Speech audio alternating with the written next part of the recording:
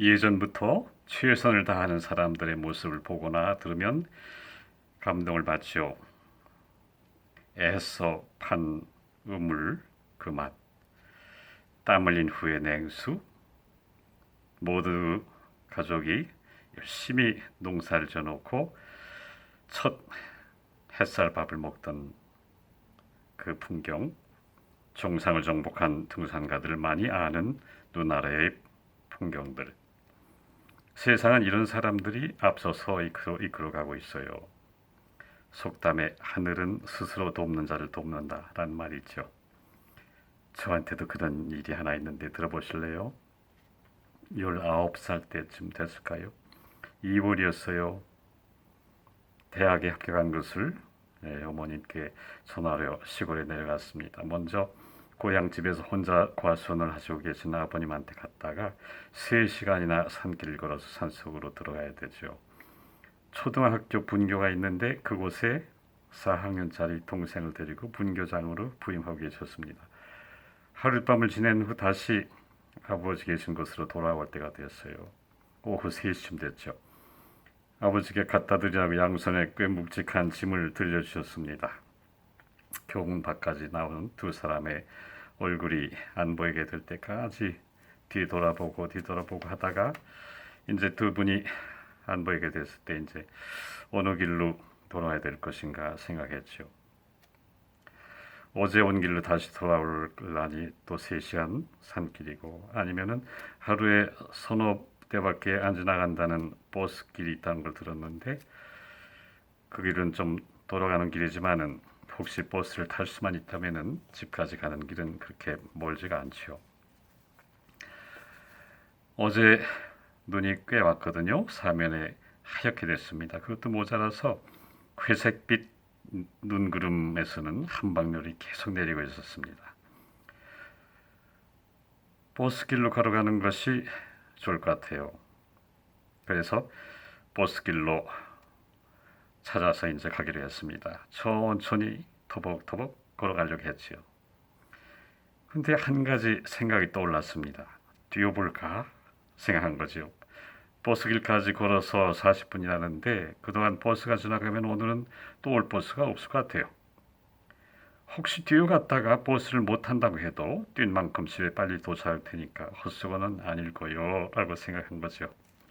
뛰기 시작했습니다. 양손에 짐 때문에 빨리 뛰어지지 못했어요. 아무튼 뛰었습니다.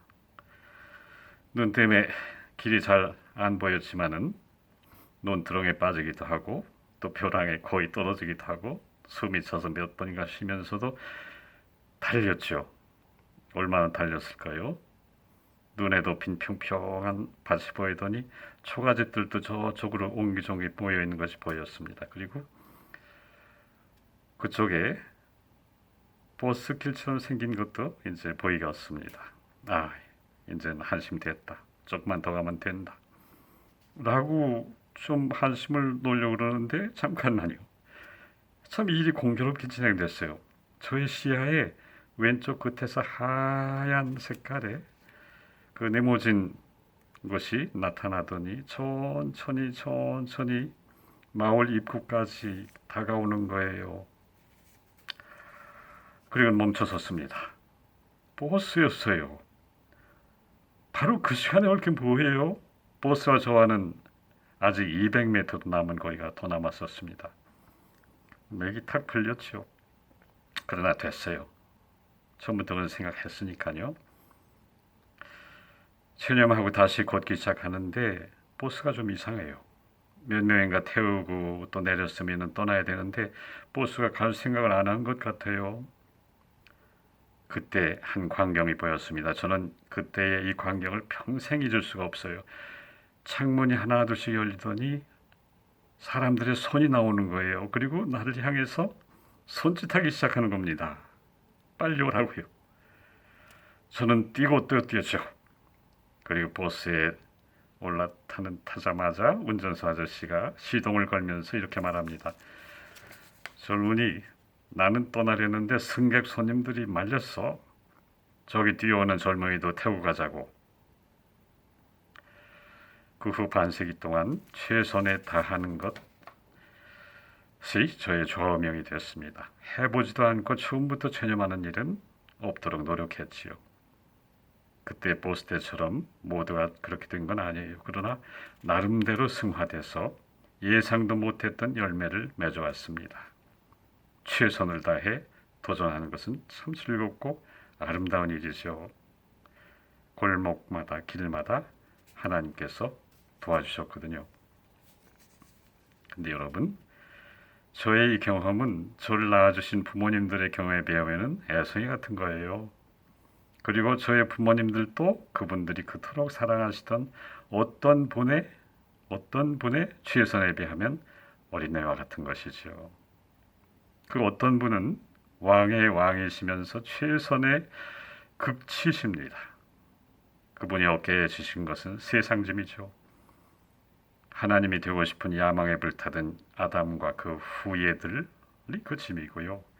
하나님이 누구냐고 거들먹거리던 바벨 성의 주민들도 그 짐이고, 자기가 무슨 짓을 하고 있는지도 모르고 구세주를 십자가에 못 박았던 그 사람들, 이유도 없이 용감한 그리스도 박해자들, 그리고 아무것도 모르면서 지식이 없어서 늘 낙천적이기만 한 지금을 살고 있는 우리들, 이 모든 우리들이 십자가의 언덕을 향해 걸어가시는 그분의 짐이에요.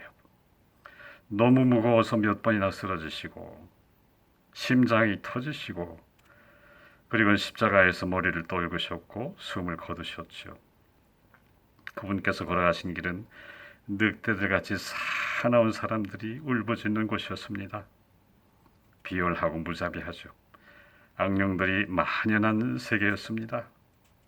참 빛이 무엇인지 모르고 사는 사람들이었죠. 가시는 곳마다 늑대들이 울부짖고 악령들은 더러운 소리를 지르며 도망치고 사람들이 민정거리며 야유를 퍼붓죠. 그러나 그분은 끝까지 그 길을 가셨어요. 사람들을 위한 길이었지만은 사람들에게 성령님을 보내시기 전까지는 사람들의 도움을 받지 않으셨습니다. 그분은 처음부터 계신 분이고 스스로 존재하신 분인데도 우리들은 그분을 예수라고 부릅니다. 구원이라는 분이죠. 이 의미죠. 그분은 고독하셨습니다. 그러나 알고 계셨어요.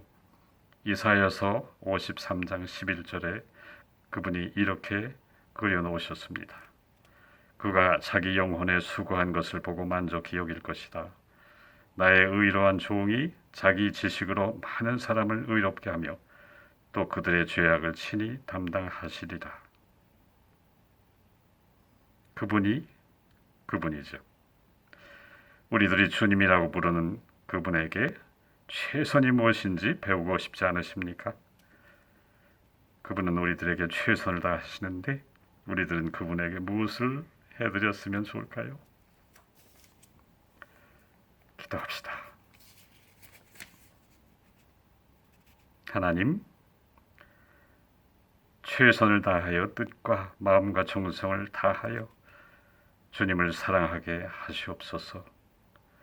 주님께서 저를 그렇게 사랑하셨기 때문입니다. 그리고 주님께서 허락하시는 모든 것에 최선을 다하게 하소서. 주님과 저는 닮은 꼴이기 때문입니다. 예수님의 이름으로 아멘.